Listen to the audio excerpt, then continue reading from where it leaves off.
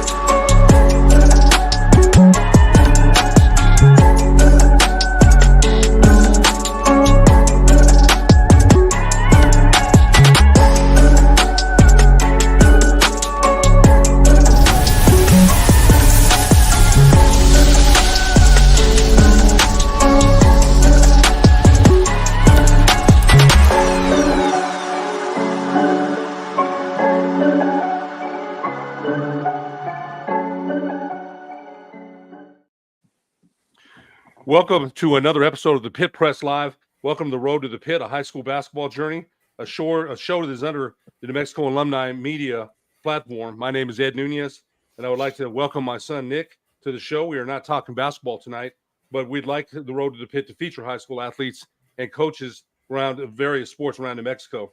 As we inch closer to fall sports, we hope to discuss New Mexico high school football. You can find all our episodes on Road to the Pit on our YouTube channel and the Pit Press.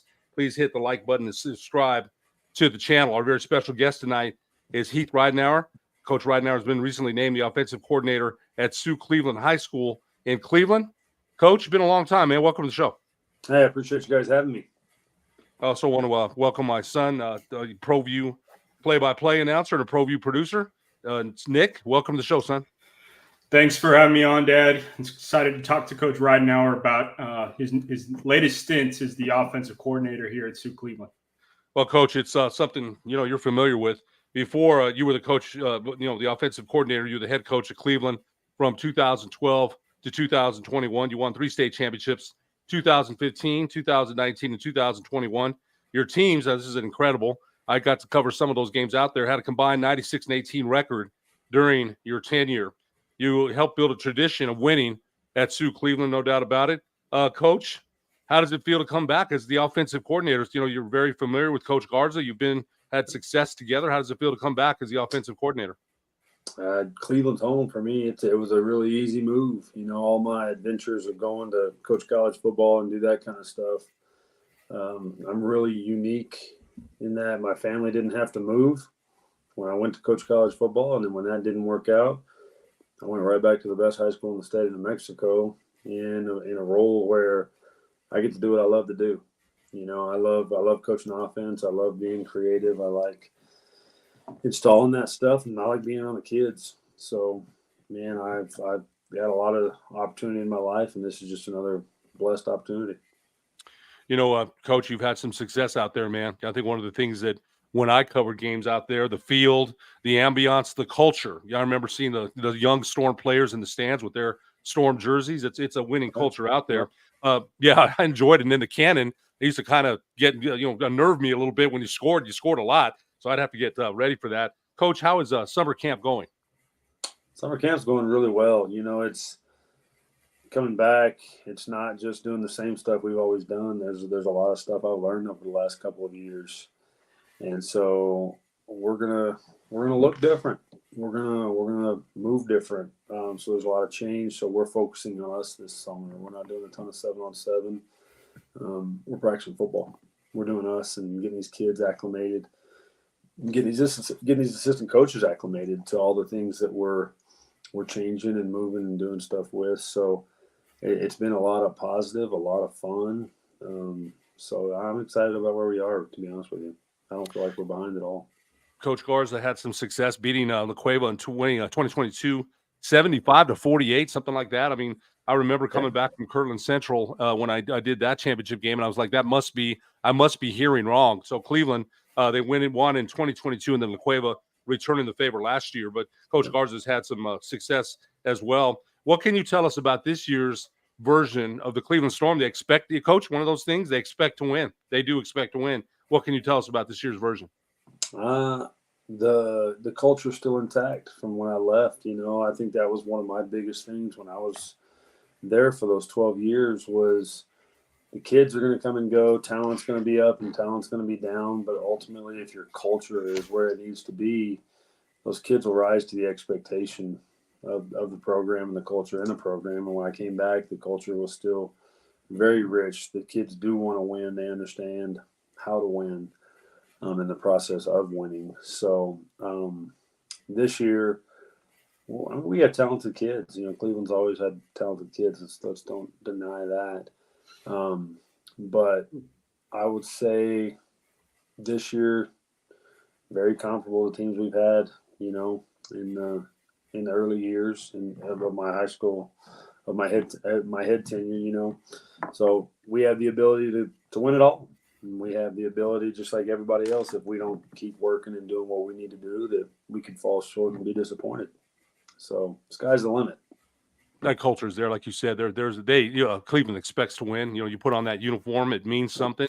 I've always said that Cleveland has had a winning culture for a long time now. You made the state championship. Cleveland did last year, and you graduated linebacker Strat Schufelt, who I think went to UTEP, and for Isaac Vedrano. Harris Muba also graduated from last year's runner-up team. Do you believe this could be another strong year for the Cleveland team, for the Cleveland Storm team? You lose big names like that. Everybody sees Strat and Isaac and Harris and Chuka, and there's a ton of names out there. These are really good athletes. These are the type of kids in New Mexico that they don't come all the time. So everybody assumes a letdown. Everybody assumes you can't replace those type of guys, and we're not going to replace Strat. Strat's a unique individual. He's the only kid that ever started 4 years for us at Cleveland. And that includes Henry Haddis and Trey Watson and Luke Wysong and all those guys. So saying that about Strat is pretty special. So no, you're not going to replace him, but we have very able-bodied players, kids that are ready to put their mark on the program. And, and just because they hadn't been introduced to the state yet and the state doesn't know their names just yet, being on the inside, I'm excited for those kids to get their opportunities. You just mentioned some of the names you mentioned. We interviewed Luke Wysong out there last week at the Mountain West Media Day, and he was so complimentary of you. We'll talk about that later. But Jordan Hatch is set to be under center this year, and rumors that he's a 6'6" and has some intangibles. As a matter of fact, Freddie Trujillo, a friend of mine whose son Nick Trujillo played for you, compared him to Zach Gentry, man, which is, I know you probably want to tamp that down. Zach Gentry's in the pros, but what can you tell us about him? If he's 6'6", I'm Tiger Woods. He's probably 6'2". I mean, let's be real. He's 6'2", but the intangibles are 100% accurate. I watched every Cleveland game that I could as I was on the road. Over the last 2 years, I'd have my iPad at team dinner and stuff when we were on the road. Watch every game. Coach Gonzalez would come by. He's like, "How are the Storm doing?" Because he knew I was watching every single night. So I got to see Jordan a little bit. The best thing he's got going for him is he's had an entire season of experience under his belt. So he's got a confidence that most juniors would not have because of that experience. I came in and I said, my job is to make this easy for you. I'm trying to make a very difficult, complicated game easy for you. And so I think we hit it off pretty well. Everything we're installing and doing, I'm constantly asking him, "What do you think? How do you feel? Do you like it?" And I said, I'm not fishing for you to tell me you like what we're doing so I can feel good about myself. I want to know what you feel good with, because if you're not comfortable, we're not doing it. And he's just so intelligent that there's not very many things that he's not comfortable with. He's really, really good with stuff. He'll make a mistake once. I coach him up and get after him, and you don't see that same mistake again. So I'm very, very excited about him. He is not a 6'6" Zach Gentry. I mean, Zach's in a category all by himself. But Jordan's in a category by himself. Do I think he can play college football? I absolutely do. He reminds me of an Aiden Armenta. I got to be around Aiden quite a bit at UNM, and I love Aiden Armenta. I think he is an awesome kid. I got to know his parents really well. Jordan is very similar to that. Jordan wants to run the football. Contrary to popular belief out there, he's begging for opportunities to run. He's pretty athletic, and in certain situations we'll do that. But I think he is a big reason we're going to be successful this year, and it's going to be tough for us to win if he's not on the field.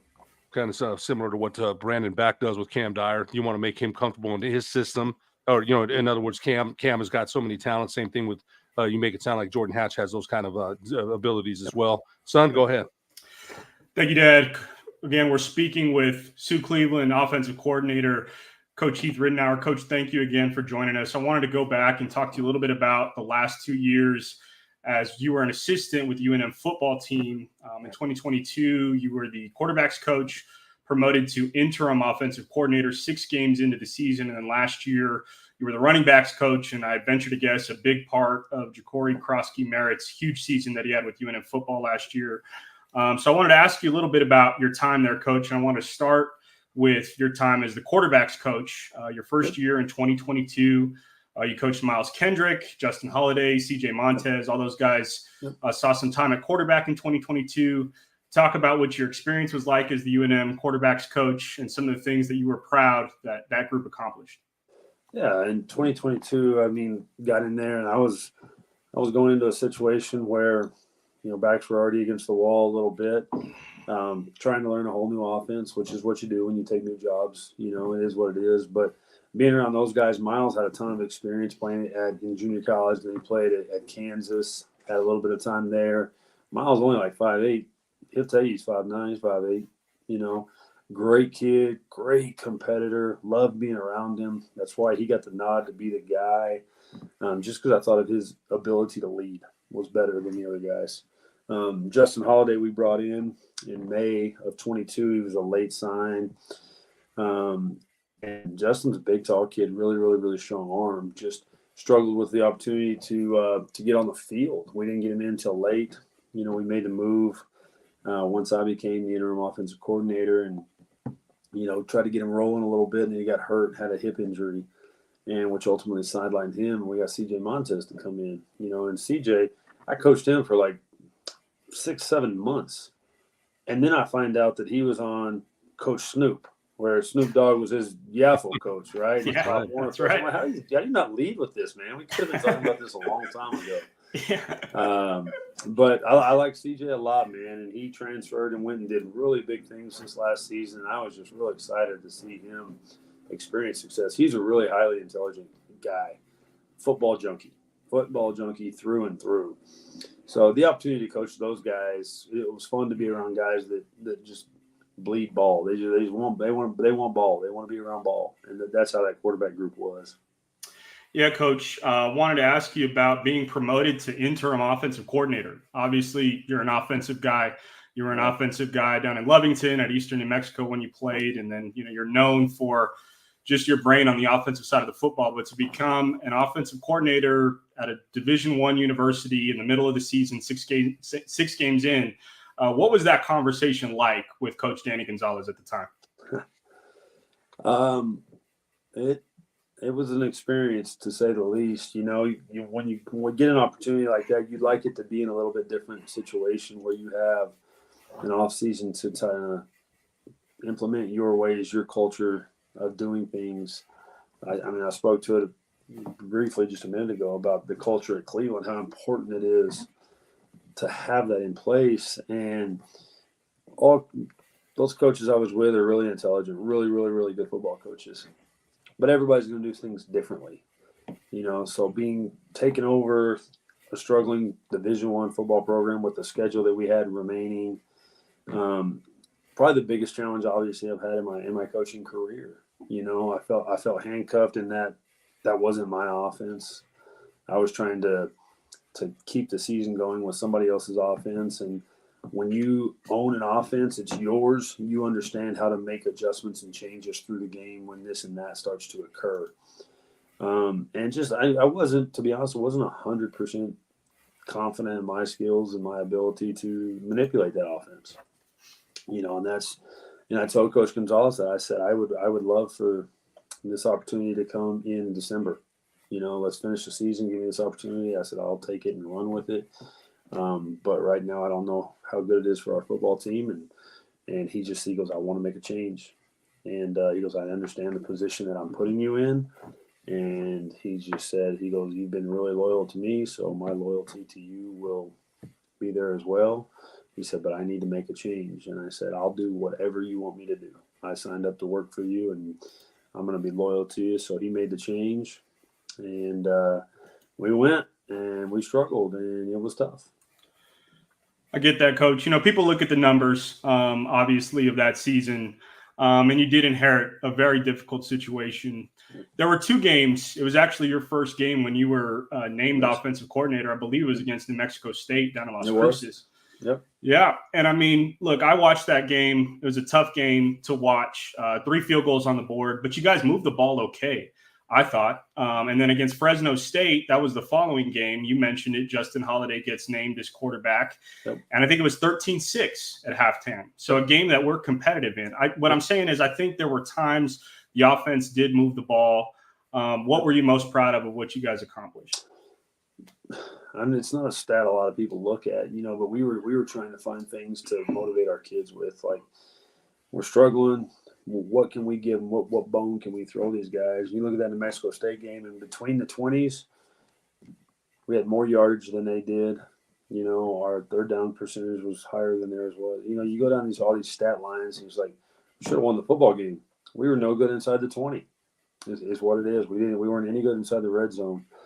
And that's what, when you get three field goals instead of 3 touchdowns, you're gonna lose football games. And every possession matters at the Division I level. Every single possession matters.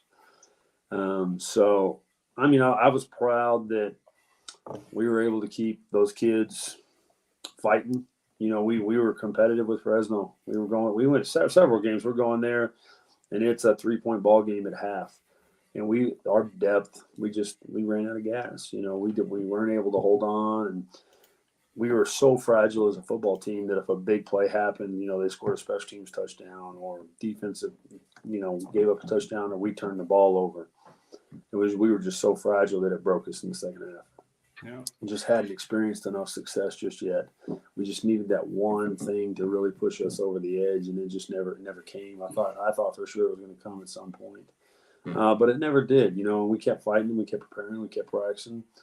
And like I said about that quarterback room, those guys kept fighting for us, so I'll say that. It was a tough road to hoe. It really was, but we kept battling.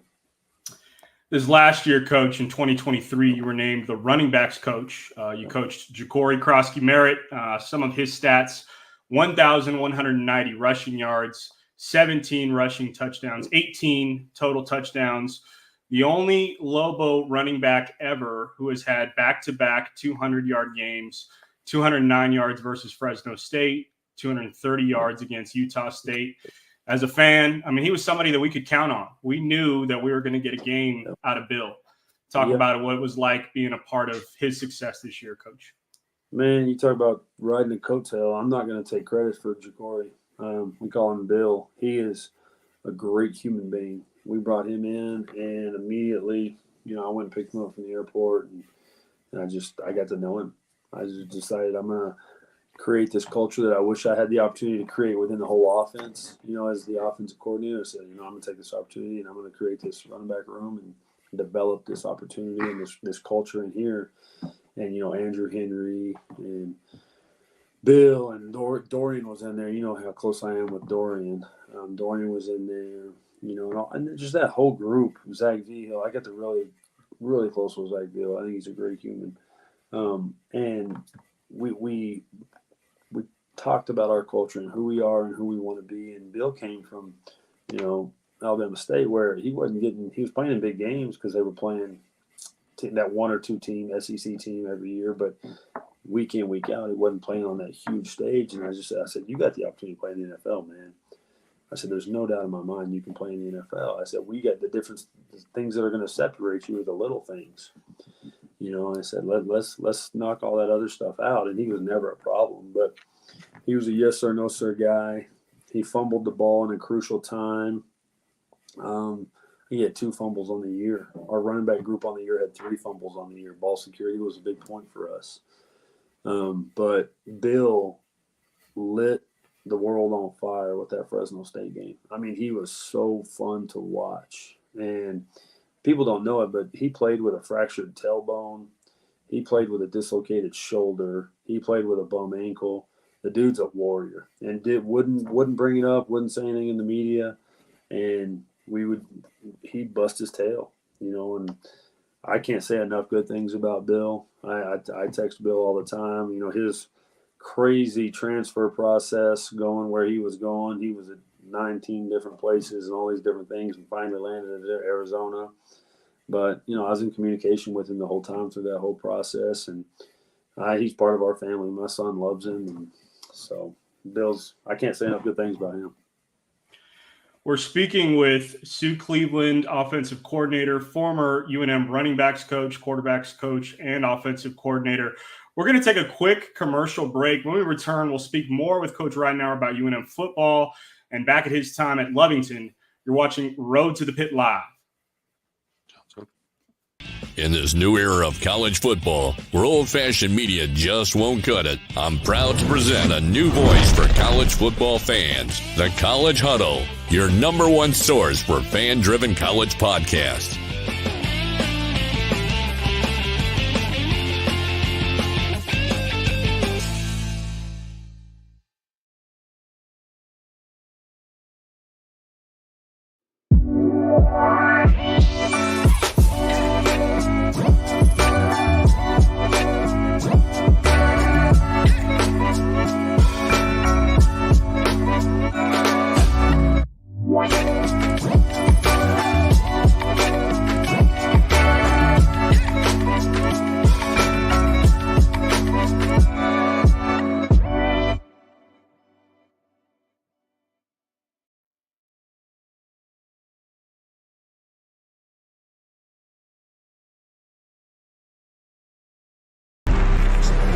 Let him cook. Let him cook now.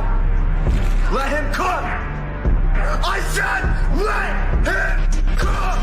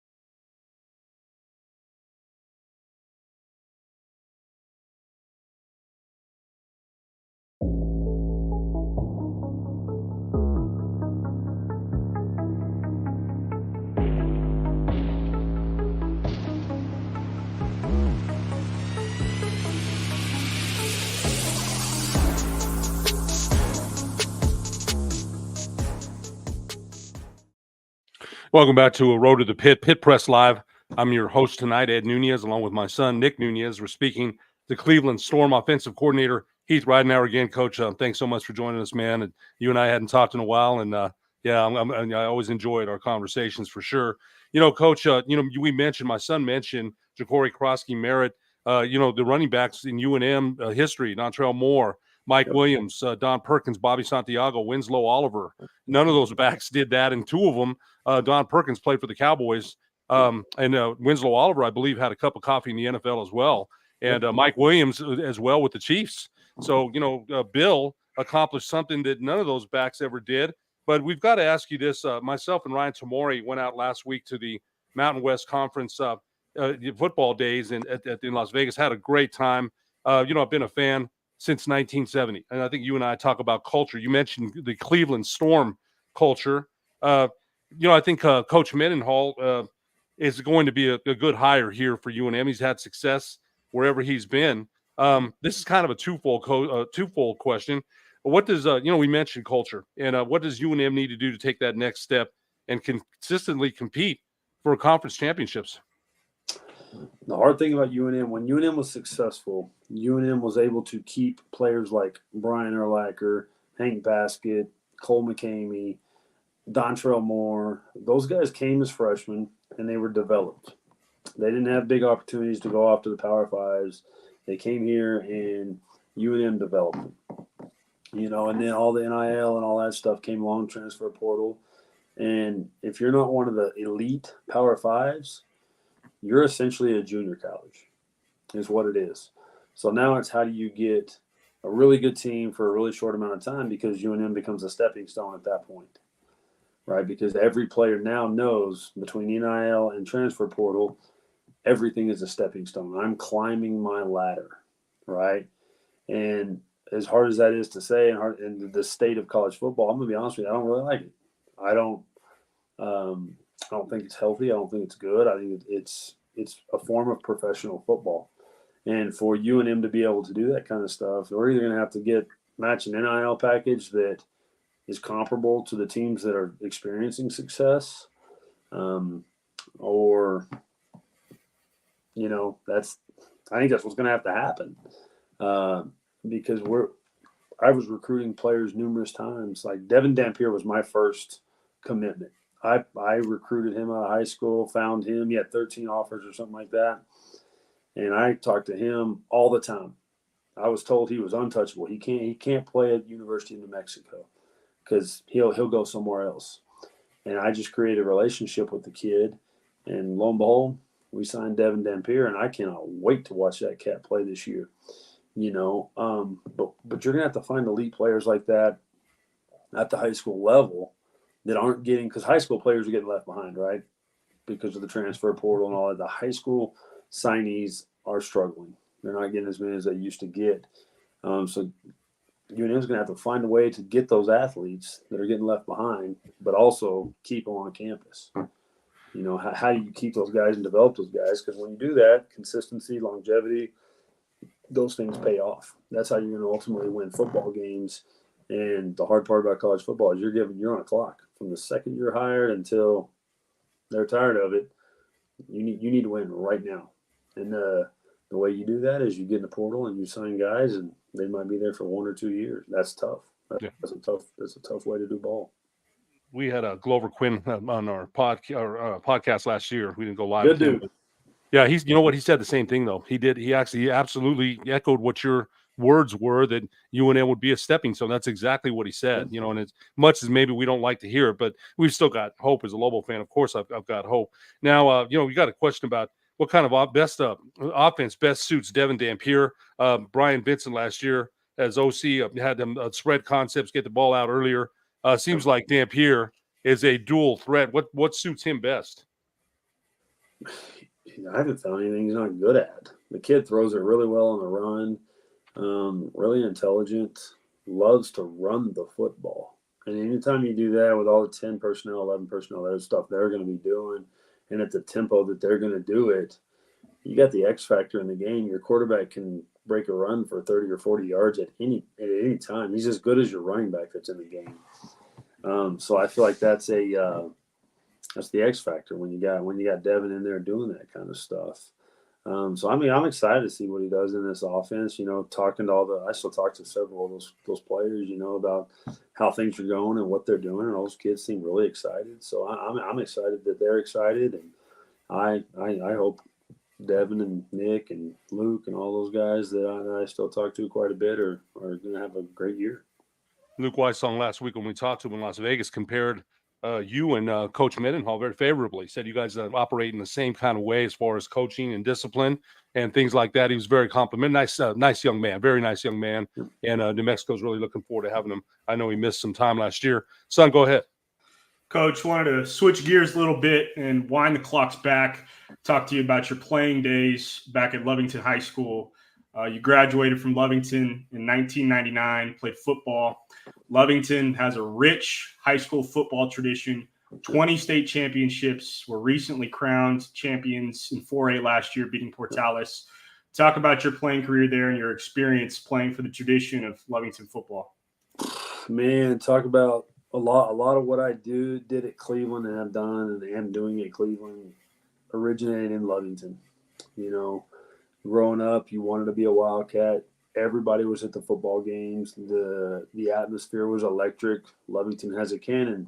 Hence the reason the very first thing I did as the head coach at Cleveland High School, I bought a cannon. You did that? I dang sure did do that. I Oh, did, man. and I love that thing. And I love when people flinch. I think it's awesome. Yeah, You know, and I did but every time, man. I did. it's Yeah. awesome. And I'm trying to wake the neighborhood up on Friday night. Everybody knows there's a football game. But growing up, and I remember wearing jerseys and taking a little ball to the game and playing in the little grass out in front of the stadium at halftime. And like football was important. It was important to the community. It was important to the players. You knew who the older players were. You know, I watched Urlacher and my brother win that state championship against Silver City in '95. I remember waking up that morning thinking, we're about to play in the state championship. Like, this is a real deal. This is big time. You know, and it's little old Lovington, you know, but it was important. And that's been my message as a coach is it's important. You know, if you believe it's important, we're going to bleed that off into your parents, and they're going to understand it's important, and we're going to set this town on fire, and they're going to understand Cleveland football is important. And that was some of the culture that we tried to bring in. Then as a player, you know, I was just part of it. You know, Speedy Faith, you got to give him a ton of credit because he's a real mastermind in terms of culture and kind of manipulating guys into believing that they're able to achieve things that they're probably not physically capable of doing. So he was really good at that. I was not one of those 20 state championships, unfortunately. You know, the cards didn't fall for us. Had some injury problems, but it was an awesome opportunity. Got to learn from Speedy, and then I got to go play college football for Bud Elliott at Eastern New Mexico. They just continued with that, building that culture. So I've been really, really fortunate to played for really good coaches, coached for really good coaches, and just had the opportunity to mold me as a coach myself. So, Coach, we have a comment from one of our live viewers, Jimmy H. He asks, Coach Ridenour, what happened to the powerhouse teams from Clovis? I ask because I'm from there. Coach Good, Roanhouse were certainly great coaches, but we have devolved a ton. I would agree with that. You know, you talk about Eddie Kilmer and Eric Roanhouse and Dale Fullerton and Randy Adrian and Bodie, and there's a ton of coaches, Darren Kelly, you know, there's a ton of coaches there. And I got to be there for 5 years and experience the Purple Hat, you know, the Beast from the East. There ain't nothing tougher than the Clovis Wildcat. And boy, I was bought in. I believed it. The community was on fire. I think when my buddy Cal Fullerton got the job there, I thought he did a fantastic job. And I ultimately think, this is just my opinion, I think the administration wants to get away from a sports-driven town. That's my ultimate opinion, because they're not supporting coaches in the way that I feel like they need to be supported, unfortunately. The town is no longer on fire for Clovis Wildcat football or Clovis Wildcat athletics. Those kids are transferring to Texaco and Melrose and these other places to go play sports where it's important. Same thing that I said. You know, so administration leads me into my next point. Administration is huge. They got to support coaches in their plan and understand that drives the community. That keeps those kids involved. And it is really, Clovis is in a tough spot. They really are. Yeah, Coach. And we got another comment from one of our live viewers. I wonder who his coaching icons are. Man, there's you take a snapshot of all these people that you feel are influential and they do really, really good things, and you kind of try to take them and while you're still being yourself, you take those little snippets and implement them into who you are. I love Nick Saban's organization, and I love how he's very pointed. He doesn't just talk. It's not a bunch of static. Everything is pointed, and he understands the point he's trying to make, and he makes it. And I think a lot of what he says, his organization and his ability to speak to his players was really good. His standard of excellence, you know, I think sometimes that can come off as, I don't want to be around that guy because nothing's ever good enough. It takes what it takes. And that's what he said, you know, it takes what it takes. So I think a lot of my stuff in terms of philosophy comes from the way kind of Nick Saban. I've read a bunch of his stuff. I love Tony Dungy, a man of God. Didn't feel like he had to change who he was. His word was his word, and the way that he spoke was good enough to get the point across. So I'm always kind of drawn to his peace and his calmness and the way he coached and the relationship that he had with guys. I'm really kind of fixated on Kyle Shanahan now, to be honest with you. Like he's fun to watch, and the way I've watched Receiver on Netflix and just the way he interacts with his players, you can tell they like him, and he's so creative from an offensive standpoint. I think Andy Reid is unbelievably talented as a play caller. You know, he can turn Philadelphia around and made Kansas City a powerhouse, a dynasty. So I can't limit it to a couple, but like I said, I would have to give credit to my high school coaches, my college coaches, those coaches I coached with at Clovis. One that has really been influential for me directly would be Eddie Kilmer. You know, he's starting his 50th season as a football coach this fall. And he's been with me at Cleveland the whole time. Since 2011, he's been there. And he has been phenomenal for me in terms of just keeping me grounded, pointing me in the right direction, not letting me get too worked up about things. So I've been blessed with a lot of influences in my life. We're speaking with Sioux Cleveland offensive coordinator, Coach Luke Ridenour. Coach, wanted to ask you one more question about your time at Lovington, then I'll turn it back over to my dad. Okay. You mentioned Brian Urlacher. Brian Urlacher graduated from Lovington in 1996. According to what I looked at, was part of that 1995 state championship team that you referenced earlier. Not a lot of offers for Brian Urlacher coming out of UNM. I think he was quoted saying that he wanted to play at Texas Tech, but didn't get a scholarship. What was it like watching the origins of Brian Urlacher back at Lovington High School? I mean, everybody has their story, their connection to Brian. You know, it is what it is. Brian and my family are really close. He and my brother are best friends. Right now they own a landscaping business out in Phoenix together. They're living life together. But Brian was at our house a lot growing up. My brother didn't play football till his senior year of high school. So my ride to workouts in the summertime at 6 a.m. was Brian. He was the one that gave me a ride. He drove this little bitty white Love pickup, LUV, little Love pickup, and it was a piece of junk. But every morning he would not let me sleep in. He took me every day, and he was committed to the weight room. And it's just you saw something right on. He was different. I mean, he's huge, big, tall, athletic. Wasn't the nicest on the football field, but was always really good to me. So we got to see him do that and win that state championship, and you know it was pretty special to watch all that. And then you know he wanted to go play at Texas Tech. That's where he wanted to go. Texas Tech said they recruit positions, not athletes, and he couldn't play there. You know, and so he went and played at UNM, and you know, I mean, I think it worked out for him in the long run. But you know, that just shows guys it's hard to get recruited. It's hard to find places, and some people don't. Players that play in New Mexico, they say Mexico's under recruited. I've been on the other side of it now. It probably is under recruited, but for good reason. But when those schools were knowing about Brian Urlacher, this big, tall, athletic dude playing in Lovington, and still weren't taking shots at him, it just shows you how hard it is to get those opportunities. You know, Coach, it's funny you mentioned at Clovis. I just can't understand that. You know, you mentioned Randy Adrian. I used to referee high school basketball with Dale Fullerton back in the day. Cal Fullerton.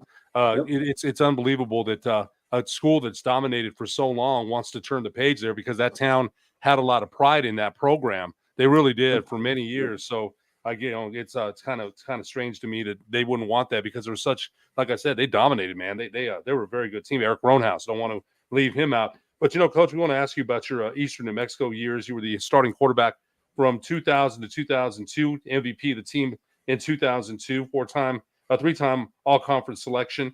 You played in the RMAC, I believe, right? Lone Star. Yep, Lone Star. Okay, where Western is. In Western New Mexico, I'm the voice out at Western. That is a tough, very tough conference. People don't understand how tough that conference is. Tell us about your most memorable moment playing quarterback for Eastern New Mexico. Man, what an opportunity to go play college football. You know, so many people want to go play Division I. I want to play Division I. I want to play Division I. I wouldn't change a second of it. You know, I went there and had a great time with those guys.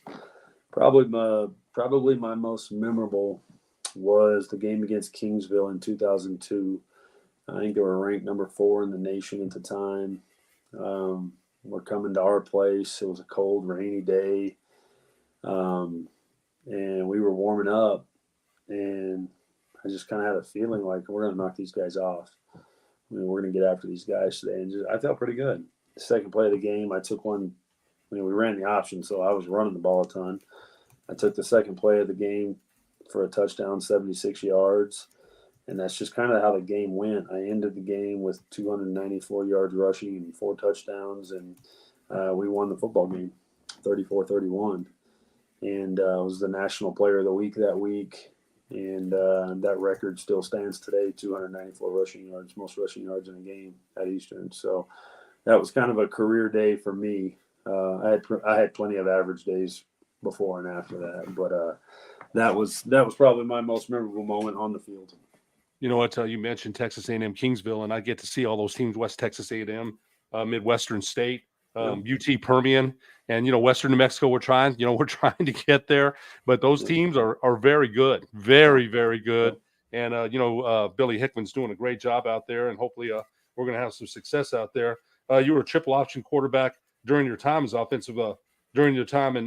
an interim offensive coordinator at UNM. UNM had success here with Bob Davie. 2016, they had some of the best running backs in speed, and I think people forget that team. But is there a place for the triple option still in football today? Is there still a place for it? Yeah, I think there is. It's hard to major in it, and that's all that you do. Those defensive coordinators are smart, man. They figured that stuff out pretty quick. But I'll say this: like if you're able to sprinkle it in, like Coastal Carolina would do, at times.